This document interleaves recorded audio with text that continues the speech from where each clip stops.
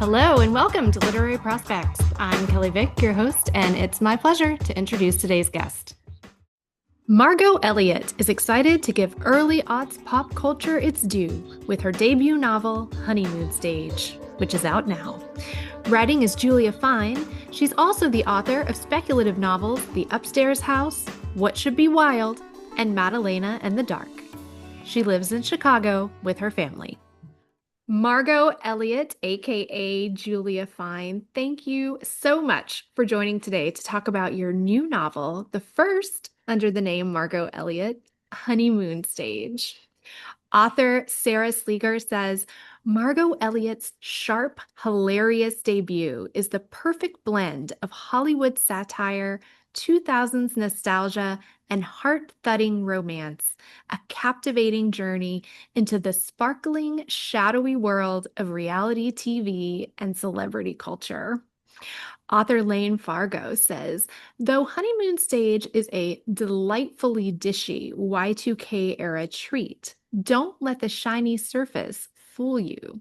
This smart, skillfully plotted novel has teeth, and it bites back at all the infuriating expectations women face. Author Avery Carpenter says Honeymoon Stage feels like watching your favorite show while texting your brilliant, hilarious friend. A love story laced with celebrity secrets and high-stakes intrigue. You won't be able to stop pressing next episode. And one more, author Julia Phillips says Honeymoon Stage whips up crystalline prose with the frothy drama of reality TV to create a thrilling, irresistible, cotton candy confection of a story. It's funny, smart, surprising, and unputdownable. So, with all of that, welcome. Thank you. Thank you. And thank you to all of those amazing authors for their kind words. It's well deserved. What can you tell us about Honeymoon Stage? How do you describe this? Honeymoon Stage is a book. It is about a former production assistant who used to work on an early 2000s celeb reality TV show, loosely modeled on Newlyweds Nick and Jessica, which was on MTV, I think 2003 to 2005. And this is the production assistant on a show like that who now is getting married, and her wedding is going to be this like spin-off tie-in. But the night before the wedding, she overhears her fiance talking and realizes not that all is not as it seems, and it's related to the stars of the show that she used to work on, and she has to sort of go back and unpack her memories and figure out if this is actually what she wants to be doing. What was the spark that started this story for you? Man, I think so. I've always been a fan of reality TV, and I always have liked reality TV both for like watching it and sort of like the popcorn enjoyment aspect, and also sort of the fact that you can, if you try to see the mechanics of like how it is being made, you can sort of see behind the Mhm. curtain. Like you can try to guess like what leading question did a producer ask that made the person say this, or like what was happening beforehand that made this person break down over something that seems like totally innocuous. So I've always liked watching it with that in mind. Mhm. And then at this point, I guess it must have been 3 years ago. There were several sort of think pieces and articles because it was the 20th anniversary of Newlyweds, the MTV show with Jessica Simpson Mhm. and Nick Lachey, and I just started thinking that like a reality TV set would be a great place to set a novel, and this particular reality TV set would be especially interesting because there are so many different layers of like identity performance going on. And my initial thought was that it would be like a gothic novel set on an MTV-esque reality show. And then Wow. it sort of turned into like, no, it doesn't make sense to have anything like speculative or like spooky. Like the time period, like LA in the early 2000s just does not lend itself. I mean, there's a version of LA in the early 2000s that does, but the way that I was looking at it was like, this is more of a like sparkly little Jewel story. I don't know. I can't even like disco ball versus like dark, you know. Yeah. And like there's definitely dark moments, but and so my agent was sort of like, well, we should maybe put this one out under a different name since it's a different kind of book, and here we are. What do you call the genre of this novel? I That's a was kind good of trying to think about question. it earlier, and I thought, well, I'm not sure. I'm just gonna It ask. is, I am really not sure. It's definitely not a romance I'm finding because people Hmm. go into a romance expecting to only focus on the romance aspect of it and are annoyed when there's like other things happening. And most of the things that happen in this book are like not the romance. So it's been interesting. I've seen people's response be like, "Oh, I was distracted by the side story." I was like, "No, no, that's the main story." I think it is. It's not really satire either because it's like not even stretching like what actually was going on in this time period. I mean, I think it's maybe like women's fiction, you would call it, just like general fiction. I think they're putting it under like comedic fiction or like I'm trying to remember how they phrase it. It's like women humor or something like that if you look at the It's tags. a wonderful, I think that's great though, that it's hard to really pin it Hmm. down. It's Yeah. just a lot of fun. Well, thank you. We've talked about the early aughts. Hmm. What is it about that particular time period that had you mentioned, I know reality TV, sort of that dawning, but Yeah, there's on the one hand there is sort of the dawn of reality TV before people had figured out how to play the system and sort of how to, make it as cynical an operation as possible. Like there's a line in the book where the star is like at a boutique and like the name of the boutique isn't there. Like this is true. Like if you watch the early reality shows, it's like, wow, there's no way that people today would not be like slapping the name of that place all over and charging them to, yeah.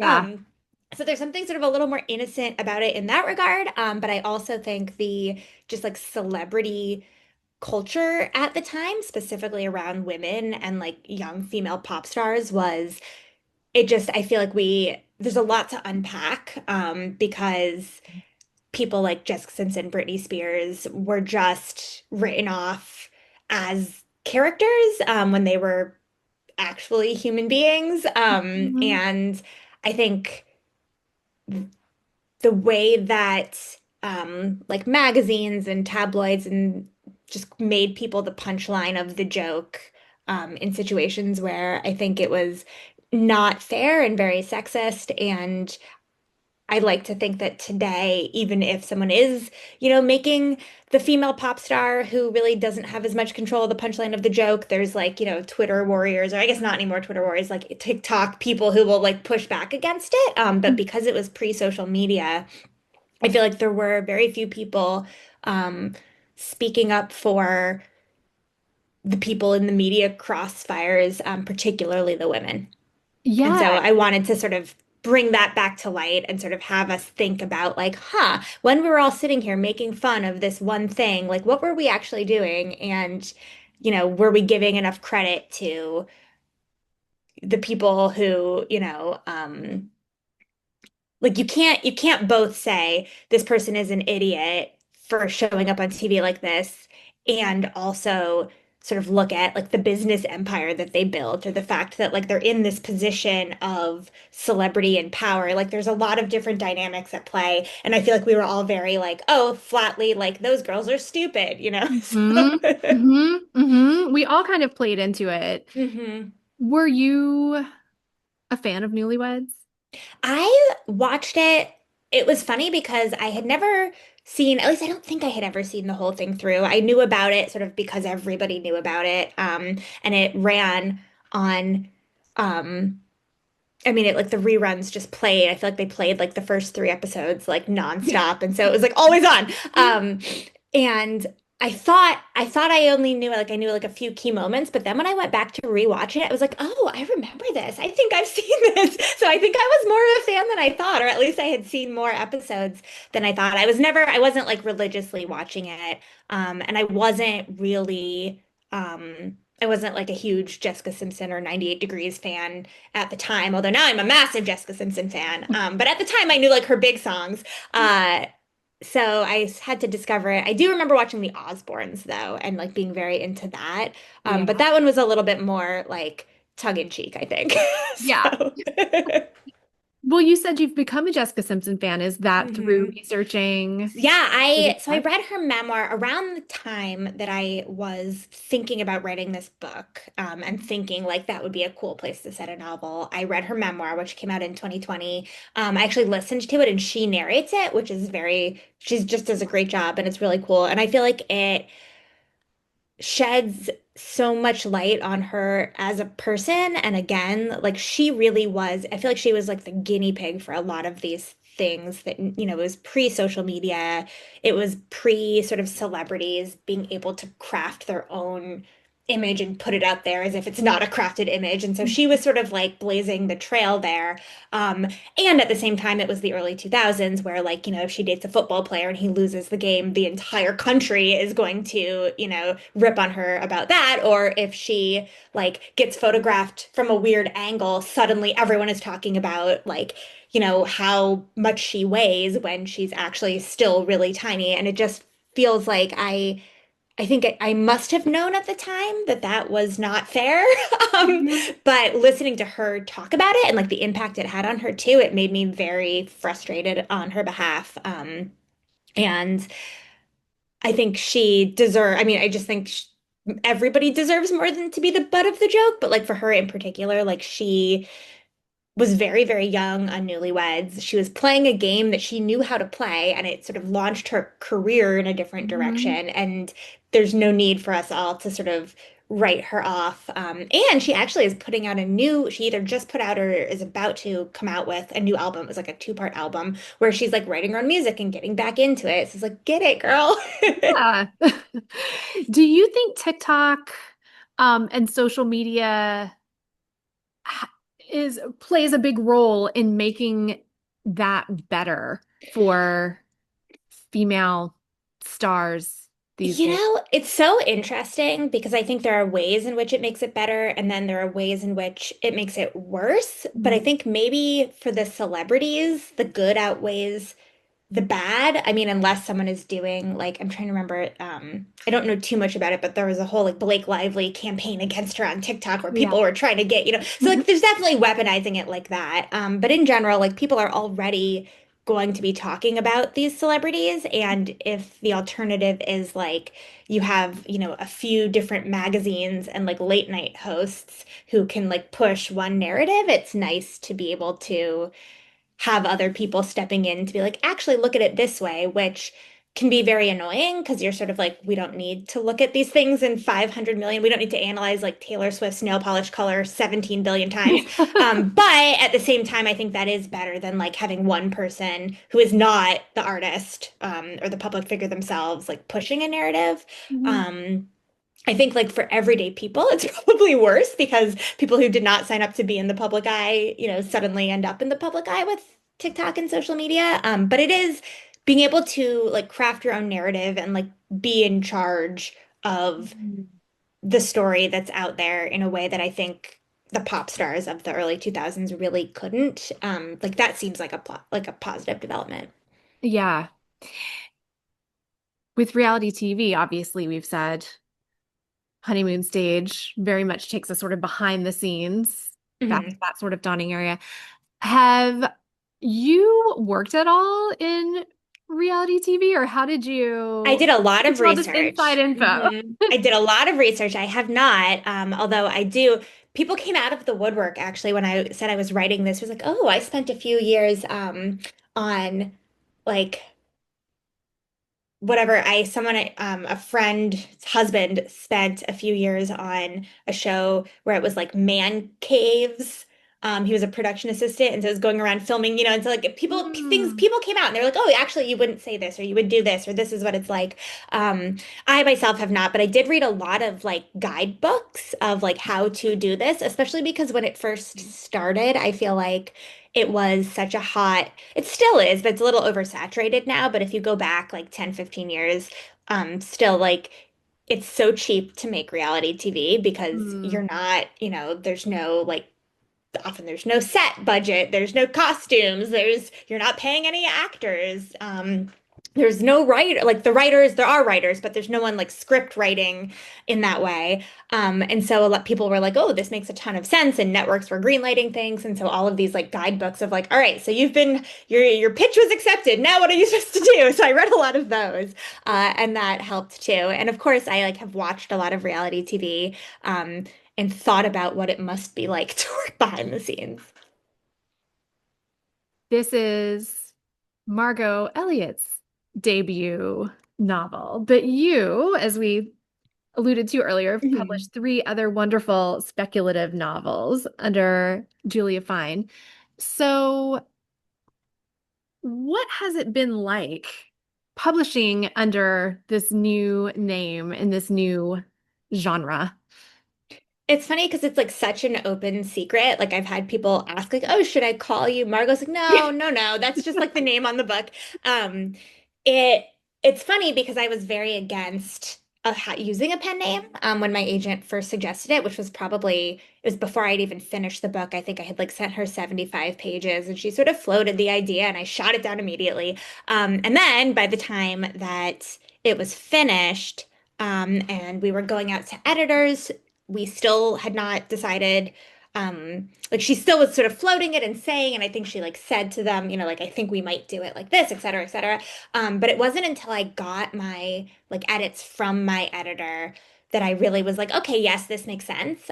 Because I think that when in early drafts of the book, it was sort of like straddling what it wanted to be. Like, was it going to be what it became, which is a little bit more fun, like plot forward, um, whatever like that genre that we like women's fiction, I guess, or was it going to be a little bit more like philosophical and a little bit darker and like, you know, were they going to get a happy ending or and so once I decided, okay, this can be a Margaux Eliot book, then all of the edits that I was doing, like I knew what choices to make, and I could accept a lot of the things too. Like my editor sort of was like, all right, we could give this like there are different versions of this book we could make, but if we're going to make it like sort of the more like commercial novel edit as opposed to like literary, here's what I would do. And I could go in there and do those things without feeling weird about it because it wasn't under my name. So it was like, oh yeah, of course a Margaux Eliot book would be like this, even if a Julia Fine book wouldn't. So it was super freeing in the end. And I think without having made that choice, it would have been really, really hard to make the book the best version of itself because I feel like I would have been pulled sort of to add things to it that really didn't belong. Like a literary alter ego. It sort of is, yeah. Is your process, well, you just sort of said, the process then becomes different. I'm thinking through this question as I'm Mhm. asking it. Well, no, okay. Is it different? Will you make more Margaux Eliot books, do you think, going forward? And will you approach those from start to finish differently than you would approach a Julia Fine book? As in, what do each of those Mhm. processes look like from like sort of the spark of an idea to the end of handing in a book? Yeah, I think that if this one does well enough for people to want more, Mhm. like if people read it and like it and the publisher is happy, then I certainly would entertain the idea of more if I have another idea that sort of fits, that lane. Mhm. I think I probably would go in this time knowing what kind of book it Yeah. was going to be.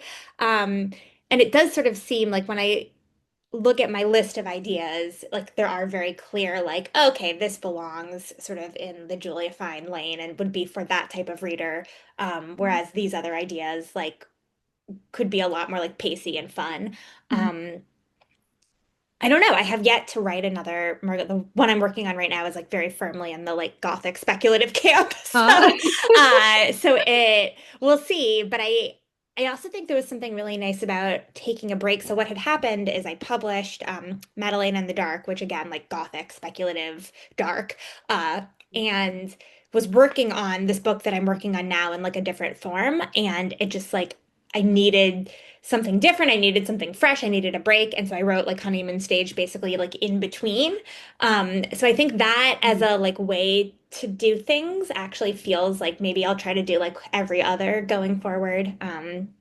because it's nice to just sort of be able to like pick yourself up and like totally get in a new headspace. Yeah. That said, a lot of like thematically, I think it totally still belongs on the same shelf as all my other books. Like they're all like when you get down to sort of like what question am I trying to answer, or like what themes am I interested in? It's like the same stuff, but whereas like one was in 1700s Venice with like spooky canal monsters, this one is in like 2000s Hollywood with like cameras. Yeah. So What question is it that you feel like you're trying to Um, answer? I'm really, I'm interested in, I think I can at this point narrow it down to the way that cult, like society um creates these roles for women in particular to play, and whether or not it's possible to like both buy into the role and maintain some form of agency or power, or if like once you buy into the role, it's sort of like deal with the devil type. You've given up all access Mm, to other things. Like when I think about all of my books, maybe not my first one, although my first one is very was very concerned too with women's historically women's roles in society just historically. But I think the other ones are about like, can you have your cake and eat it too? Like, can you, if you buy into mm, the system and you mhm. take that role, can you then turn it into something that gives you agency? Or are you really just like putting yourself in a box? And I Yes. think that all of them sort of look at that idea. Yes. How do your characters come to you? Oh gosh. I think it's different every time. Hmm. Generally, I start. Well, with What Should Be Wild, my first book, that one came with the character's voice right off the bat, and then the whole book was built around the character. But everything else has sort of been built around like the idea or the question that I'm interested in, and then like the place. And then it sort of becomes like, who would have this question in this place? And it's a lot slower. Some of them come right away where I'm like, yes, I know who this person is. This is very easy to, dig into their psyche. And then there's others where I feel like I'm trying one thing and it doesn't work. And so I throw something else in. And so over the course of several drafts, like a character might change a lot, like become a totally different person. Like they have the same name, but like if you looked at, this draft and that draft, they would be utterly different. Mhm. And those are always the hardest ones because like it's nice when you sort of get a feel for it right away. But yeah, trial and error, I think reading sort of compilations of like things I have read and actors and characters I've seen on TV and people I've encountered in real life, and you just sort of like take a little bit of everybody and try to find the right recipe. Mhm. Do you have an earliest memory of writing? I feel like when you've come on before, you said that Hmm. you've always Yeah. So when I was in fourth grade, I think, I wrote a poem that got published in a children's literary magazine. And my mother was so proud, and showed it to everybody. And my memory is not of writing that, but of her bringing it up to everybody everywhere and being so embarrassed. But then I also remember I had when I was in high school, I had a computer in my room, but it was only like a word processing. Like it didn't have, it was sort of, the internet was still fairly new. But I didn't even have, like, there was not even a cable hooking it up to the internet. It was literally just like, here, you can write things on this old computer that's, probably we would all laugh at today for being like a big hunk of whatever it was. But what that did is like, oh, so the only screen I had in my room was this word processing system. So I think it encouraged me in my free time probably to write, and to just, I don't think I ever finished anything. I think I wrote a lot of like first chapters of things. But that's how you start. Yeah. And then the publishing process. Can you Mhm. take us back through you how you initially got published? Yeah, so I my first novel was my MFA was began as my MFA thesis. It was probably like the first 150 pages, which ultimately were different 150 pages than Yeah. what you would read in the book. But it was like that was the project. And so after grad school, I was like, I'm gonna dedicate myself to this for another 6 months and try to come up with something that can get me an agent. And I think I was nannying and teaching at the time. And like teaching, like adjuncting, and just sort of was like, all right, this is like, not that adjuncting was not, labor intensive, but I was teaching like comp or something and I had done it before. So it's like I can use my brain power really on this because like, Mhm. nannying, it's about keeping the kids safe. Yeah. Uh, and so yeah, I revised it. And then my agent, when I cold queried a ton of people. And as most of us, well, I guess maybe not everybody, but as many of us do, got a lot of rejections. And then I sort of at a certain point was like, I'm just going to send it out one more time. It was like a particularly painful, like someone who had requested the full manuscript and said no. Mm. And, those like, I'm so close, but no. And so I ended up emailing my agent who got back to me within like 48 hours and was very like read it over the weekend, wanted to call immediately. And it just like felt like, oh my gosh, this clicks. Like this is kismet. I have found the right person and she's still my agent. She was the right person. Um, and after that, again, looking back on my first book, now having published four, it was like sort of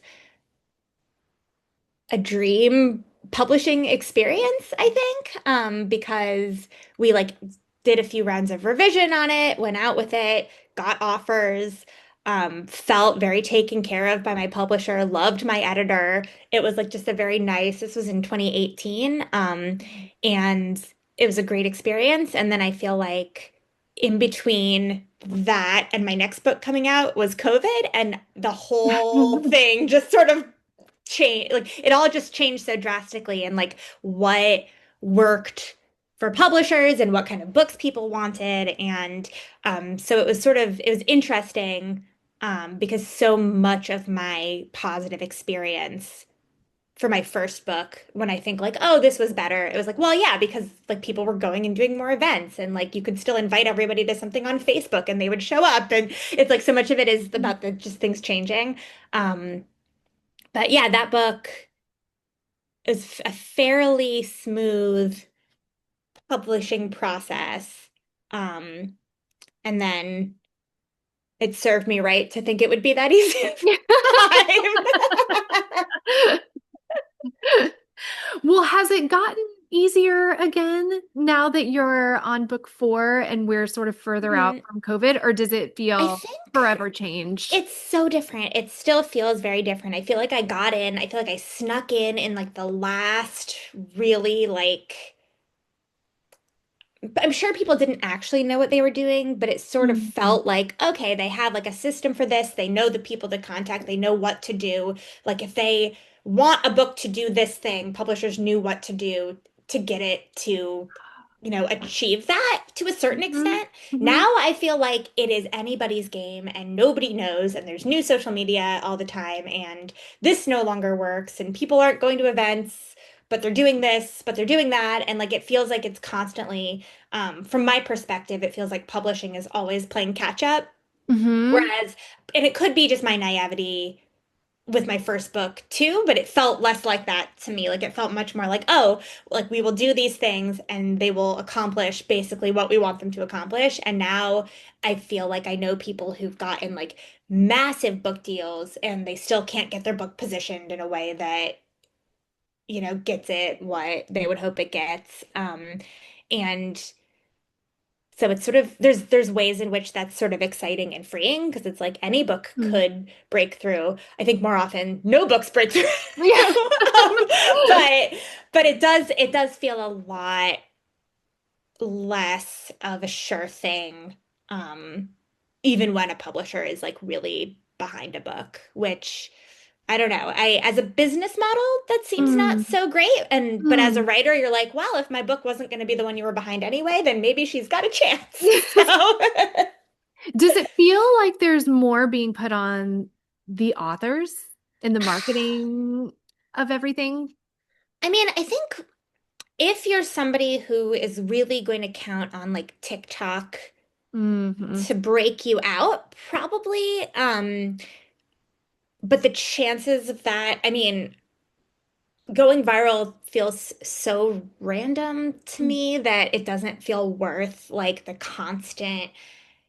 it's just not how I don't have time for that, to be honest. Like that's like it Mhm. seems there's a reason why like influencer is like a job. It's like no, that's like a lot of work and time and Mhm. it's hard to just do it on the side. Um I think also the media landscape is just so different, where a lot of the publications that covered my first book literally no longer exist or don't do book coverage. And so it just is, if you have connections and you can somehow sort of get yourself in, but it just is a totally different, like people read differently. Um, the news cycle is different. It just, I don't know, but I haven't felt I hear people say like, oh, publishers are only buying books if someone has so and so number of social media followers. And I Mhm. have not. I think maybe if you're trying to write like a self-help book or a memoir, or like a certain kind of creative nonfiction or nonfiction, maybe that's the case. But for fiction, I have not found that to be the case at all. Like I don't think they're looking at, maybe if they want to publish a book because it's written by an influencer, maybe they would. Like Mhm. maybe the influencer pitches it and is like, this is what I've got, but they're never going to look at a book that's a good book and be like, no, we can't publish this. You don't have enough clout on social media. And I hear people like complaining about that constantly, but like I have Mhm. yet to see that actually be something that prevents a publisher from buying a book. Like if the publisher didn't buy the book, there's probably some other reason. It's not because of your followers. So. But it's a good excuse to have ready. It definitely is. It definitely is. If it makes you feel Yeah. better. How do you keep from burning out amongst all of this marketing? I know you were talking about how you don't do all of the social media Mhm. stuff, but still, that's four books since 2018, working on another one. That's a lot of creative output as well as marketing output. Mhm. Yeah, I think I am in the right career for me because I don't like, I feel like I get energized by the actual creative work in a way that like the social media and marketing and honestly even newsletter writing can sometimes be really draining.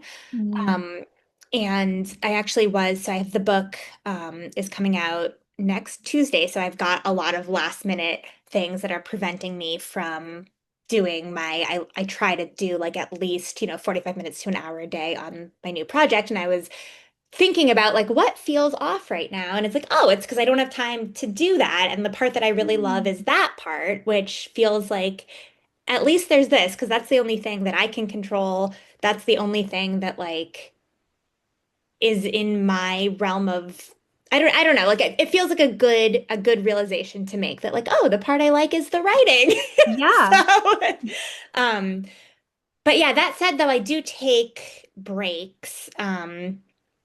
I It's interesting because having very small kids, I had a totally different schedule than I do now that my kids are both full-time school age. And in some ways, I'm less likely to take a break now, but I also am sacrificing a lot less in order to get the writing done. Like with previous books, I had to like write at night after they were sleeping instead of hanging out with my husband. Or I had to, there were things I was not getting done, and now I sort of have like from like after I drop my daughter off until like not from like 8 to 9, basically. I'm like, this is going to be my writing time. I'm going to try to, focus on this. And so it's easier to be consistent because it feels like less of a sacrifice, I guess. Like I'm Yeah. not like grasping at time. So we'll see if I do take breaks, but historically I have done like very, very intensive 6 months and then I take a break, and that has helped with burnout. And you now, do you keep that as do you have a specific routine of So break? for each book I have had a different routine, which has been very interesting. And I don't know how much of it is like life circumstance of like living in a new spot or having kids of a different age. Mm. Um, but I really can tie sort of like each book. I can think about where I was when I was drafting it and like what that looked like. So like for Madeline in the Dark, I wrote it exclusively at night after my kids had gone to bed. But they were little, so they went to bed at like Mm. 7:30. Now, if I tried to write after my kids were going to bed, it would be like 9:30 and I would pass out. Yeah. So yeah, that one I wrote like at a desk in the office, between the hours of like 7:30 and 10 for however many months. The one I'm working on right now, I have been writing. I'm not sure how this happened. I think I was trying to break myself out of a rut and I went and sat on the floor of my kid's room with my laptop and it worked. And so that Oh, is where I go every morning from like 8 to wow. 9. I just sit on his floor with my laptop and get as many words in as I can. And that seems to be like the space where my brain does what it needs to do for this project. Honeymoon Stage, I wrote a lot of at residencies. Um, Mm. so it just is, I don't know, I think it's project per project. Which residencies do you? So I actually have never done a full-on residency where you like go for the full time, but I've done like a co-thing where I teach for a story studio Chicago and they do a thing where they will have like a week at Ragdale in Lake Forest, Mm, Illinois. And so I decided I was like, I'm going to turn this into my own residency where in the morning I write and then in the afternoon I do student meetings and at night I teach. And so great. and I got a ton of the book done at that particular residency. Oh, that's great. What's your favorite thing about teaching? My favorite thing about teaching, I like it when I can tell that something I have said like impacts someone in a way where it like opens something up for them or like unlocks something. And it's very exciting too. And I'm at a point now where like I have students who are like, oh, I just got an agent or I just sold a book or I did this or I did that. And it's just like very cool to feel like I've been part of like helping them get to that experience. What do you know now that you wish you had known back in 2018 or 2017 or even Mhm. before you published that first book? I think the realization that like what I like is the writing is a really Mm. huge and important one. Yeah. Because I think for a while, I felt like the only way I could justify doing this would be like with external validation of, getting published or getting reviews or having this award or this thing or whatever it is. And I think I thought at the time that like, oh, that would feel really good. It would like fill something inside of me. And now I know that like while those things are nice and like can allow you to continue to write, everything like that that happens makes it more likely that you can do this again. The part that really feels good is like when you're actually writing it and you like, connect the dots on something you thought you couldn't figure out, or you like tap in and you're really in flow. Like that's the good part. And I tell my students too, like, don't overlook what that feels like because it's not, there's no like magic door that you go through where suddenly it feels different. Like that is how it feels, and that's the good part. So I think that is the thing that I wish I could go back and tell myself. I think it would save me um some grief of like, is the book going to do this? Is it going to do that? And like as long as it does enough that I can do the next one. So, Speaking of your students, um, do you have a favorite piece of advice for aspiring authors? ooh, let's think. So I have one really practical one and one sort of more conceptual. It's like the practical piece of advice is actually something that my agent, like very early on in our working relationship, pointed out to me, which is like if you have two metaphors or two adjectives or multiple, whatever it is, pick the strongest one and get rid of the others. And I find myself like in my like editorial work constantly like highlighting and being like, pick strongest one, get rid of other, you know. Um, so that is definitely on like a line logistical level, my biggest piece of advice. And then I think for aspiring writers on like an overall, like not quite as logistical scale, I would say to write what excites you and what you're interested in, as opposed to trying to write something that feels like it's for the market or your, intention is to sell it or whatever else it is. Because if you aren't excited about it, then other people aren't going to get excited about it. But if you are obsessed with some weird little thing, chances are like yeah, passion will come through and you can make other people obsessed with it too. I love both of those pieces of advice. They're both excellent. Um, Traditional last question for this podcast. When Honeymoon Stage is made into a movie or series, Ooh. what do you think the theme song should be? Oh my gosh. I mean, I feel like they'd have to write a theme song for it because so much of it is about musicians, like specifically pop musicians, and I'm really not a songwriter at all.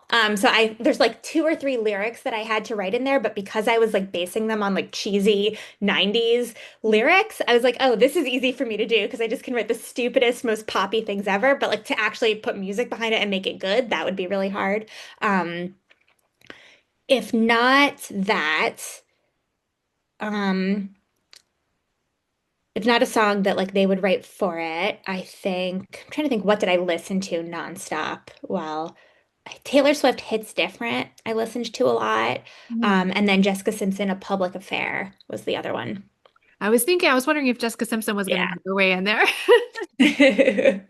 Julia Fine, Margaux Eliot, thank you so much for joining today. It is always a pleasure talking with Thank you. you so much for having me. This was really fun. Thanks for joining us on Literary Prospects. If you liked what you heard, please subscribe and leave us a review.